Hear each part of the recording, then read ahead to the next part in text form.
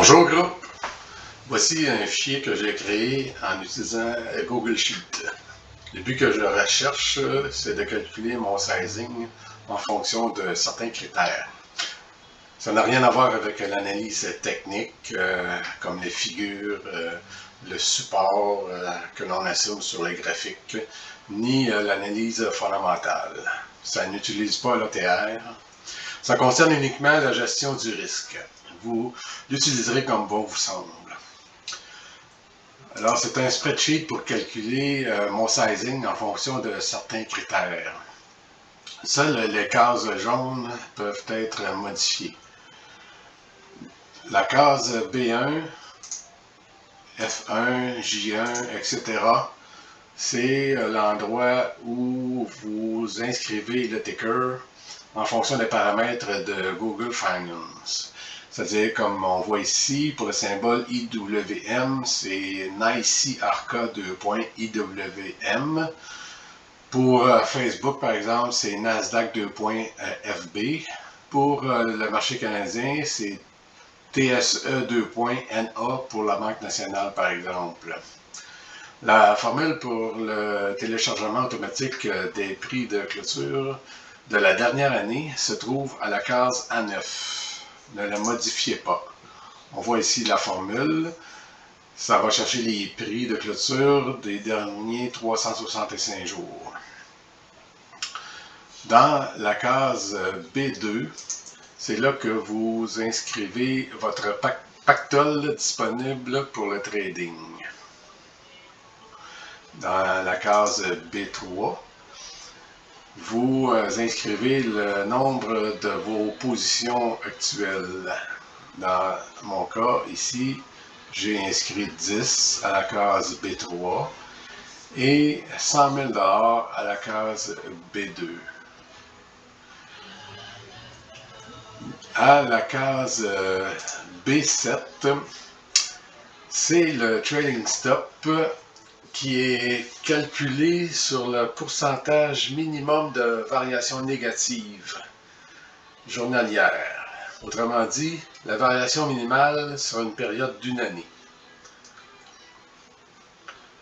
Donc, dans le cas de IWM, par exemple, le prix de fermeture journalier a varié de moins 3,7% sur la dernière année. C'était le maximum de variation, moins 3,7%.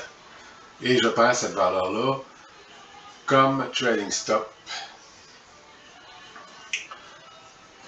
Là, à la case B5, c'est la perte sur le pactole qui est en fonction du pourcentage souhaité. Moi, je le base sur le Fear Index selon ce tableau. C'est-à-dire que le Fear Index, il comporte 4 cadrans. De 0 à 25, j'utilise une perte admissible de 4% de mon pactole. De 25 à 50, j'utilise 3%. De 50 à 75, j'utilise 2%. Et de 75 à 100, j'utilise 1%. C'est dans ce secteur que l'on se retrouve actuellement, entre 75 et 100.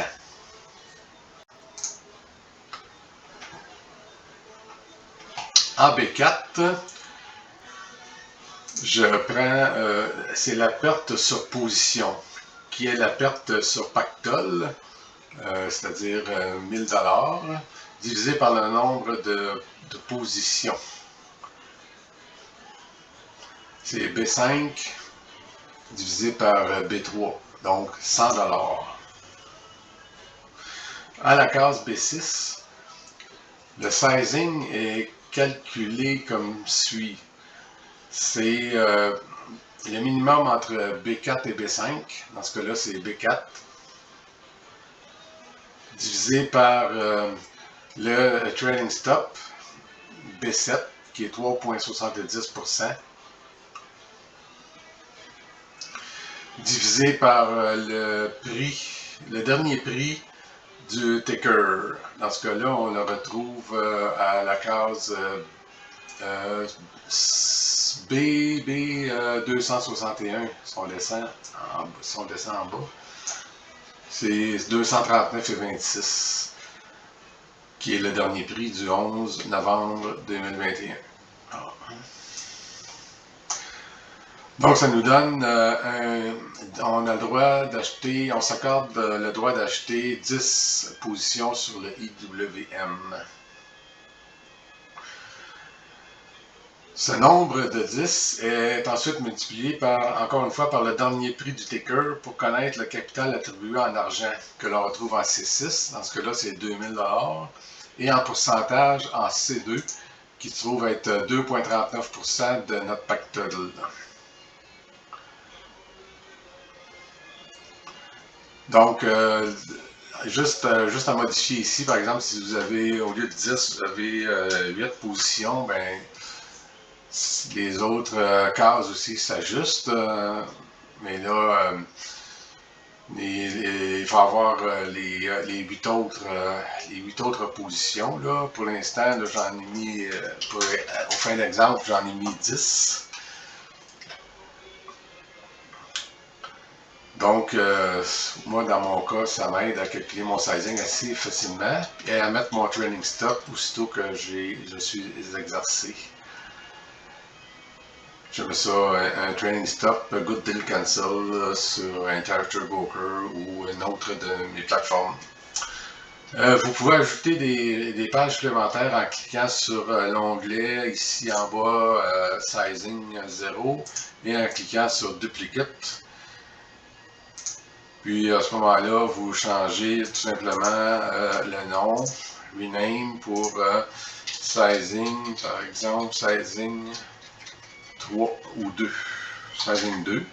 Puis vous pouvez à ce moment-là le déplacer comme ça.